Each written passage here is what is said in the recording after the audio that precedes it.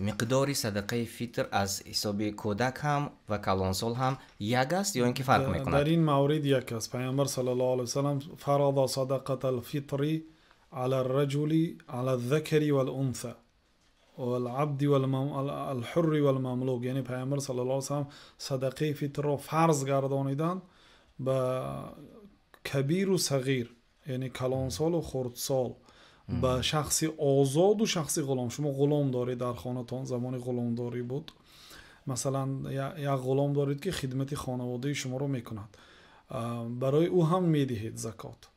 یعنی که از نام غلام خاندانتان هم زکات میدهید؟ به هر یک اعضای خانواده میدهید یک سا، برای هر یک نفر یک سا. اکنون بیایید همین مسئله سا را، بسیار همین سا را استفاده میبریم. خودش همین سا چی است؟ سا یک چینکی هست که در زمان رسول الله صلی الله علیه و سلم مردم با همه کاراشون با سا بود. یعنی مانند یک ستیلی گوییم تقریبا 3 لیتره.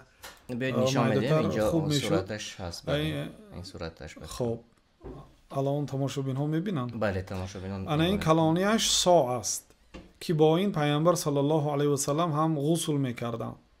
وقتی که یکی از مردم گفت که لا یکفینی، به من کفایتی نمیکند با این سا غسل کردن، بعد صحابی که حدیث را میگفتن که کان یکفی من هو خیرا منک او و اوفا منک شعرا.